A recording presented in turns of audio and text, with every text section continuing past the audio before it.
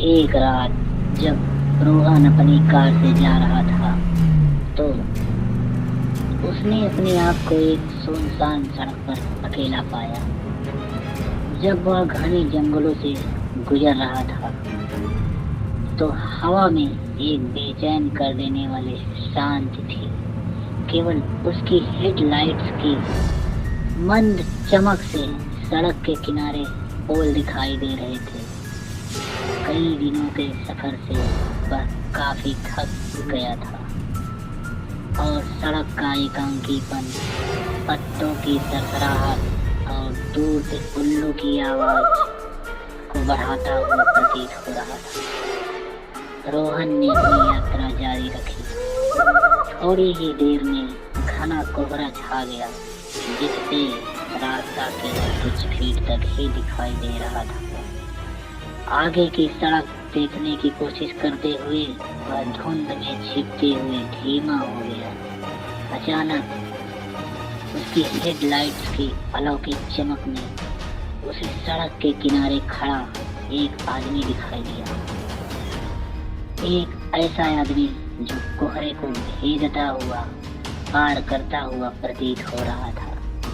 धीरे धीरे चलते हुए रोहन की गाड़ी उसके करीब आती जा रही थी। रोहन हॉर्न बजाते जा रहा था, पर वो आदमी जरा भी नहीं हिल रहा था। रोहन ने अपना सिर बाहर निकाला और जोर से चिल्लाया, हार सुनाई नहीं देता क्या? हटो सामने से। अचानक से वो आदमी रोहन की गाड़ी के सामने आ गया।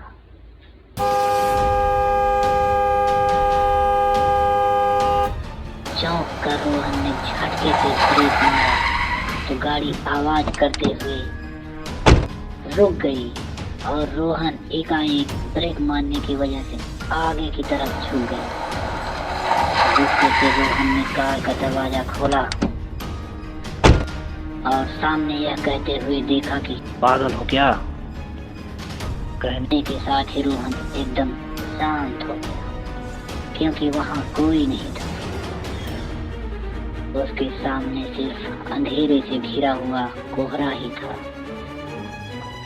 उसका दिल जोरों से धड़क रहा था। उसने जल्दी से गाड़ी का दरवाजा खोला और अंदर बैठ गया। रोहन जोर जोर से हंस रहा था।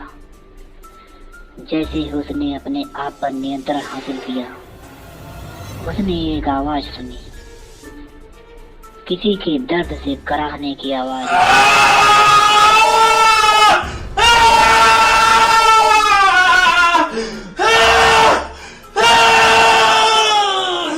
देखा एक आदमी रोड के किनारे गिरा हुआ है और वह जोर जोर से करा रहा है।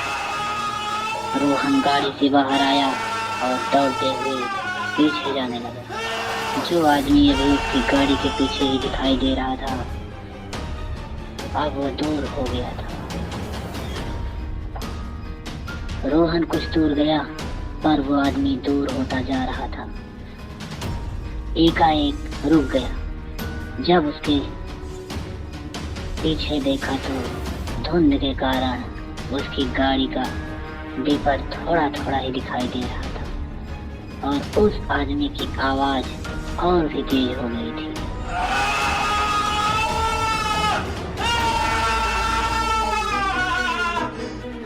पर एक झटके से ही उसकी आवाज बंद हो गई, क्योंकि उसके पीछे से आती हुई तेज रफ्तार गाड़ी उसको कुचलते हुए रोहन के बगल से ही गुजर गई।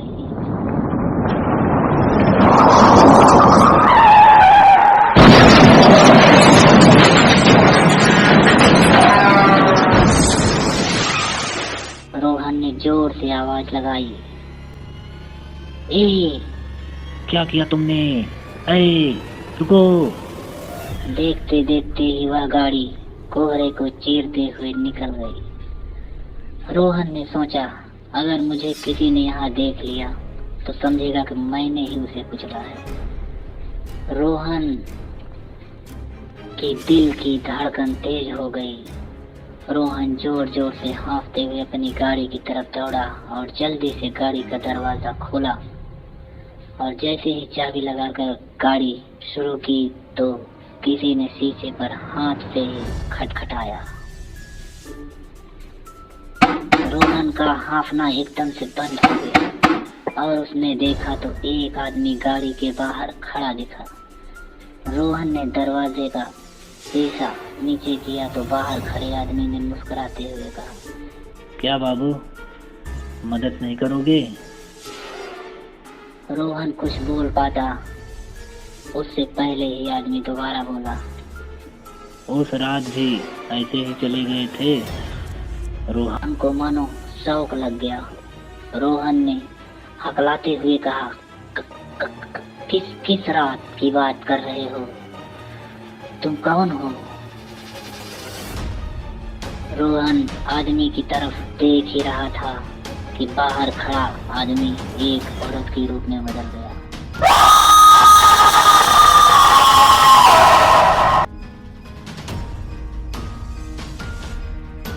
रोहन की आंख खुली रह गई, क्योंकि सामने जो औरत खड़ी थी वह रोहन की पहली बीवी शीतल थी,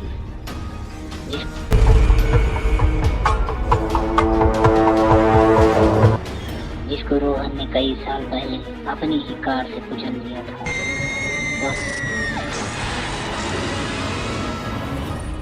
मदद के लिए रोहन को बुलाती रही, पर रोहन उसको मरने की हालत में छोड़कर भाग गया था। शीतल ने मुस्कुराते हुए दोबारा, कुछ याद आया? वही जगह, वही तारीख और वैसी ही कोहरे की धुंध। रोहन ने गाड़ी रुकी और कोहरे की परवाह किए बिना काफी तेजी के साथ गाड़ी आगे बढ़ाई।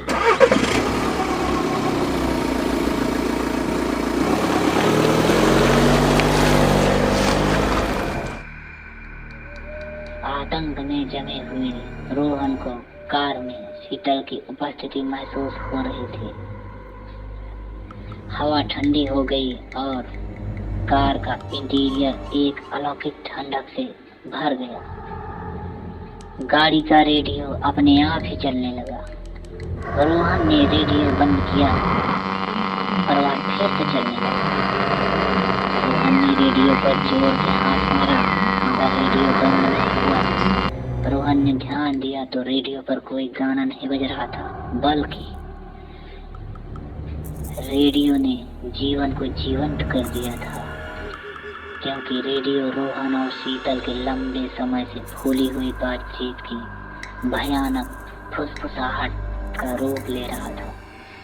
अचानक झटके के साथ कार का इंजन बंद हो गया।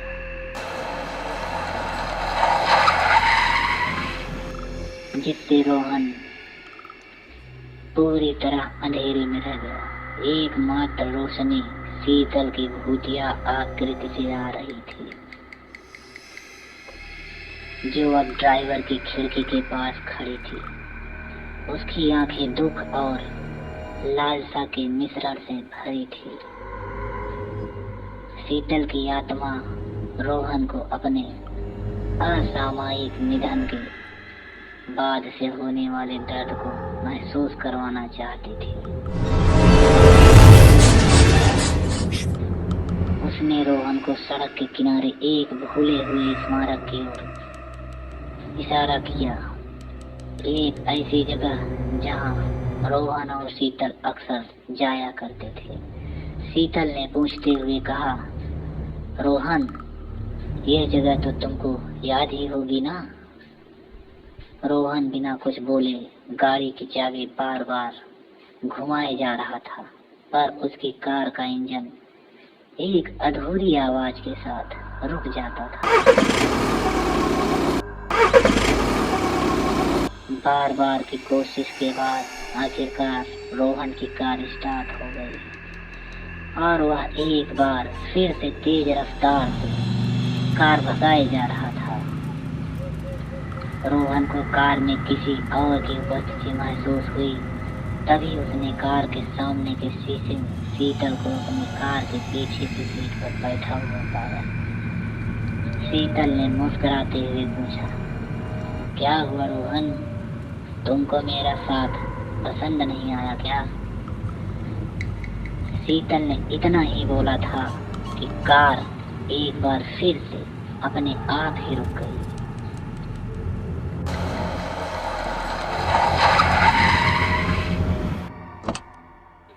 शीतल ने कहा, देखो रोहन, ये वही जगह है ना जहाँ तुम उस रात मुझे लेकर आए थे और मुझे यहाँ छोड़कर चले गए थे। रोहन की आवाज जैसे अटक गई। वह कुछ बोल पाता उसके पहले ही शीतल ने कहा, तुम चिंता मत करो, मैं तुम्हारे जैसी नहीं हूँ। मैं तुमको अकेला छोड़कर नहीं जाऊंगी, मैं तो तुमको अपने साथ लेकर जाऊंगी। रोहन पसीने पसीने हो गया, क्योंकि इस बार जिस जगह रोहन की कार रुकी थी वो सड़क के बीचों बीच थी। रोहन रोने लगा, चिल्लाने लगा।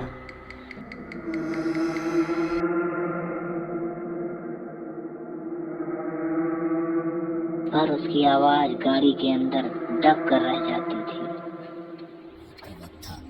धुंध में आती हुई किसी भारी वाहन की आवाज से रोहन की नजर आते हुए वाहन की तरफ गई, जो सड़क के बीचों बीच कोहरे को चीरते हुए चली आ रही थी। रोहन जोर जोर से चिल्ला रहा था, बचाओ बचाओ, कोई है, कोई है, रोको उस गाड़ी को, बचाओ।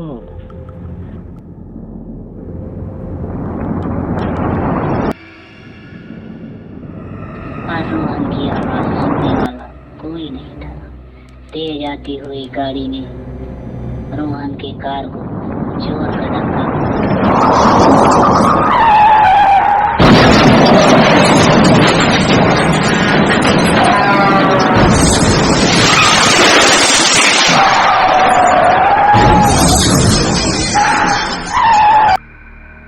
गाड़ी की आवाज के साथ ही रोहन की आवाज भी धीरे धीरे सुनाई देना बंद हो गई।